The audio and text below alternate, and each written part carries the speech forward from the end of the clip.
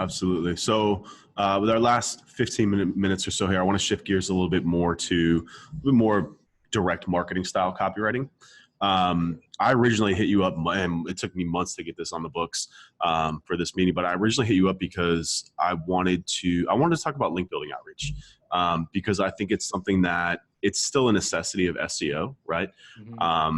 Especially for newer websites that just lack authority, et cetera, blah, blah, blah.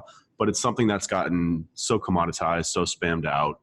How would you approach, like if an agency were to hire you and say, hey, Joel, we really need some new email pitches for our link building process. Like how would you suggest structuring those pitches? Yeah. I'll be fully transparent. When I worked agency side, this was the part of the job that I hated the most, that everybody struggles with, right? So I come by all this honestly. There's a stat. Hiplead did a study. Now this is specific to sales, but I think there's a nice translation here. Hiplead did a study that said mentioning a famous customer in your email more than tripled the positive response rates to that email. People responding in the affirmative, opening doors to say yes. So I'm not just saying this because I run a case study company. If I had the resources, I would be reaching out and citing, whether it's a case study, whether it's a testimonial, I would be citing who I've worked with. So in the context of link building, maybe that's mentioning the customer behind it. Maybe that's mentioning some group that you're associated with in a relevant way. But that would be one of the ways that I would go about it. I think honestly, we're getting to a point now, everybody wants link building to scale by doing these like massive blast outreach, like send a templatized thing to, 500 companies. And that's like the shotgun approach where it's like, okay, we're going to miss a whole bunch, but like one or two might hit. So let's go that road. I honestly believe we're getting to a point with link building where it pays more to do things that don't scale. And so my approach would be to surprise people with genuine knowledge. So we've all seen the templates that are like, I stumbled across your blog and I really like X piece. Everybody knows that formula, including everybody on the receiving end of those pitches. So I would take, if I would make a hit list of core targets that I knew, not just, again, I have the novelty of saying this because I'm not in an agency with a quota, but I would make a hit list of targets that I knew would change, not only just like in terms of the link profile, but change the fortunes of the business by being connected with them. So I would make a hit list of companies that are like, if we get links from here, that's going to open doors for us to get X and Y and Z. Or if we know this person, that's going to open doors. And then I'd play the long game. So I would learn about that person beyond just, here's a post you wrote one time and I like it. Maybe you want to link to this other thing that I did over here. I would learn something about that person that they wouldn't expect somebody who'd never heard of them to know. Maybe it's an interest that they've got. Maybe it's something that they did in their career that's like somewhat obscure. I would surface that stuff and I would trot that out. The other thing, and I'm hesitant to even put this out there because somebody kind of explained me about, but what I've seen worked well is, if I wanted to introduce you, Ryan, like let's say I know a killer, I don't know, you need design work. You're like, hey, who do you know who like kills it on UX focused design? And I'd make an intro, right? I'd be like, Ryan meet Bill, Bill meet Ryan, Ryan is this, Bill is that. Hope you two can figure it out.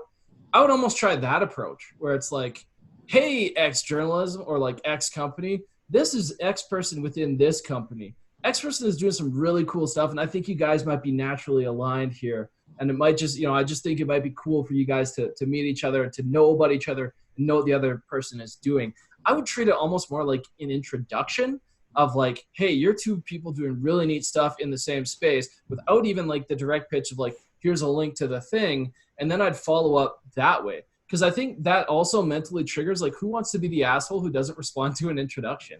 Like who wants to be the person that's just like, well, I let that go cold. So I think, there's some creative ways to go about it. But I think what's not working is the stuff that's everybody's seen before, the disingenuous form letter style. Like, I stumbled across your post. Like, there's a lot of people stumbling on the internet. I'm concerned, like, get better shoes or like be a doctor. Like, who stumbles across anything? Nobody believes that line anymore. So I think either you want to be not sneaky or deceitful, but just intentional about who you curate and doing things that don't scale and really get to know the person you're pitching, or you want to do something that kind of surprises them.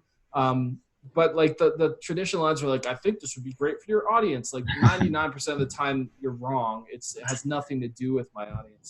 I have one to give away here. Please. Only because we're amongst friends. I don't usually give things like this away, but I'm just cracking up at all. I get so many of these. We all get so many of these like link requests. But what I found works really well is kind of like inbound, outbound. Like signing up, if someone signs up for like my newsletter, I sign up for someone's newsletter.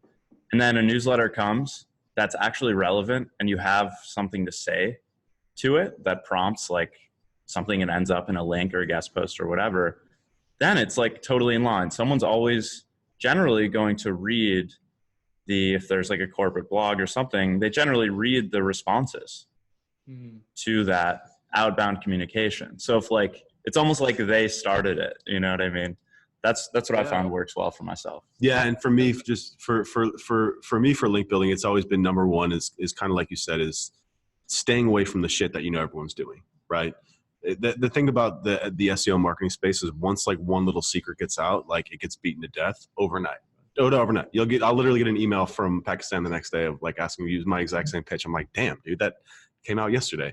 But for me, like you said, you know, even though we have a course that teaches link building at scale, it's gotten to the point where it used to be worth it like a couple of years ago because you could do it from a burner email account. It would have no impact on the brand, blah, blah, blah, this and that. But it's just not as effective anymore as just going to one-to-one level. And like you said, it's just like influencer out, building a list of influencers, people who, you know, not only will the link matter, but, you know, the social traffic might matter. You know, it's like building a list of true opportunities and sending an email one by one. You know what I'm saying? Yeah. Sending an email one by one. And just understanding what the value is to that person. Right. And that takes a little bit of research, digging around their website, finding a blog post for them and being like, hey, I'll share this on, you know, my Twitter. If you have a good social following, like share it and don't say, I will share it. And then send them the link of you sharing it ahead of time or share it a week ahead, tag them so they know, and then follow up a week later and be like, hey, you know, I just want to let you know I shared this on Twitter, blah, blah, blah. You know what I'm saying? Like go out of your way to try and build that relationship first. And just the nature of link building too is that with Google kind of just ignoring so many links is that it takes more effort to get those big links, but those big links are still what move the needle. That's the only thing that moves the needle, right? So putting in that little bit of extra time to do so. And we have a few more minutes. I was going to also ask you about sales outreach, cold outreach. I mean, it's probably in the same vein as what we just talked about, but you know, it's the same thing on LinkedIn, right? With these sales messages that we get, but there are some, and it's actually funny is because we all kind of like not make fun, but we poke fun at these emails that we get because they're so stupid. But at the end of the day, I met David sent me a cold email and now we're business partners years ago. You know what I'm saying? So it does work, right? It's it's just a matter of, you know, I think that outreach, sales, networking, link building, whatever it may be, it just works so much better when you don't use any software. You open up an email, you do your research on that person. And I mean, it's the same thing. I just told David, I had a sales call yesterday. I just closed this consulting client from a DM I sent them on Instagram. But that DM wasn't just like, hey, sir, how are you? Like it was, yo, like I went to your website. I put together a document for you. It's already done. Here's a video that I shot. Like I literally went out of my way to go through this because I really wanted to get in touch with this person and it worked. And I closed them via DM, phone call, close, you know?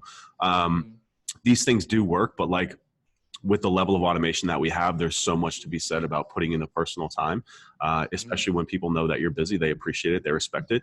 And at the end of the day, even if I didn't close that client, I've opened up a relationship and a door with that person, you know, and that to me means just as much because you never know where that might lead. So just kind of closing on that vein is that, yeah, I mean, taking a little bit of extra time to do things the personal way goes a very long way. And it's the same thing with copy too. Same with copy and case studies, do the homework.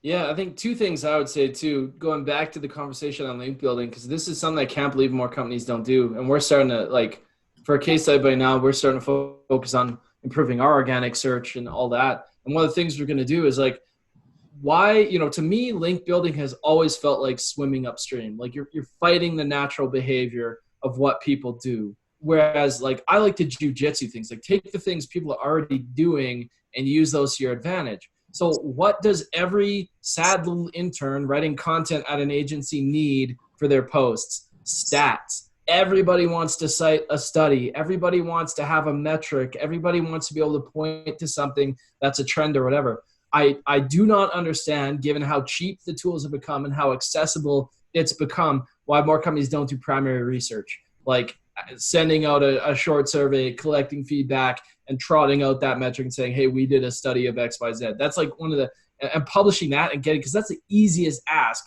ever, saying, hey, we just did a study. This stat actually complements the post you just wrote. You could include it to bolster your point. Or, hey, we just did a study. This actually runs counter to the post that you just put out there. Maybe you could do something on it instead. So that, to me, that's like, why work hard to get people to do things that nobody does, like go to a 3-year-old post and update a link? Like, that's not natural behavior versus like including a stat or metric that is.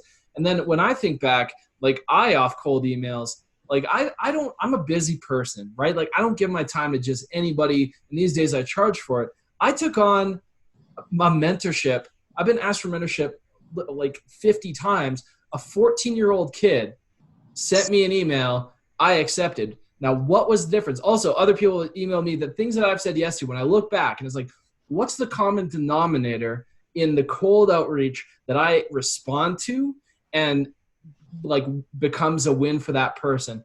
And there's two things. The first is that it's just remarkably genuine. So it doesn't feel like a form letter. It feels like it was written just to me, because in all cases it has been.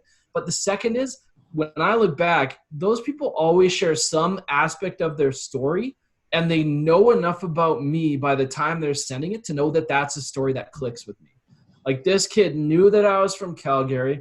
He knew that I had exited the agency world, and he told a story about like basically how he, like, his pitch was essentially, I want to live like a successful and interesting life. I want to be like, I don't want to play small. I don't want to play safe.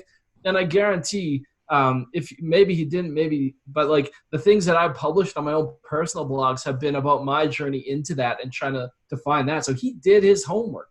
When I look at people who ask me for referrals or to support things, right? It's, hey, this is my story. I know you made this transition. I'm trying to make this transition. I genuinely love what I do. And then the ask is always something. Even the kid that wanted mentorship, they make it an easy yes. It's not ambiguous. There's clear-cut criteria. They know what they want, and they also show me that they have some skin in the game. So especially for like sales or, you know, those types of requests, when I can see that they've put in some effort, to understand me and understand where I'm coming from, and then made the ask, that makes me feel good, because not, well, here's a form letter, they blasted out to 19 different people. It's, this person wants to talk to me. And if you can make that come alive, if you can use your story and connect with people and use kind of these storytelling facets in the emails you send in a brief way, no one wants your whole life story in an email. I think that makes a really big difference. It gives a different type of why to the conversation than just revenue and profit and I want something. Absolutely.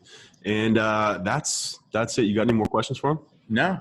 Awesome, man. This was really good, Joel. We really appreciate this. This was a lot of knowledge that I think we're both a little bit lacking in on the copy. And I mean, you're so much more than a copywriter too. I mean, the business and sales strategy behind this too is very real. So tell the people one more time who you are, how they get in touch with you, and how they can pay you. Yeah, sure. So on the conversion copywriting side, you can check myself out at businesscasualcopywriting.com. Site's from 2013, so don't judge it too harshly. I did mention, you know, I'm winding down a lot of what I do there, but there is something that is accessible to more people. So an offering that I have there is I do audits. I will, at various different tiers, all the way from pretty affordable to like the full-blown crazy thing I do for enterprise companies. But I can tell you what's broken, how to fix it, give you recommendations, go in, do it. And I've had companies add 6 figures in revenue by making simple changes without me writing a word for them. So that's one opportunity, Business Casual Copywriting. Case Study Buddy is the team. We have lots of capacity. There's no constraints there whatsoever. We help you capture, share, and cash in on customer success stories. And if you go to casestudybuddy.com, you can check out samples, our process, our pricing. You can send us an email if you want to ask questions, you want to kick something off. And that is where there's also blog posts. If you just want to DIY, you're not at a place yet to be hiring somebody to do that, hey, no problem. We hope you'll get there one day. But there are posts there about things like how to write a case study when you don't have any metrics, what every case study intro should include. So you can check out some content there. And if nothing else, that'll make your own work better. And thanks for having me, guys. This was really fun. Thanks a lot, Joel. Appreciate it. Cheers. Take care.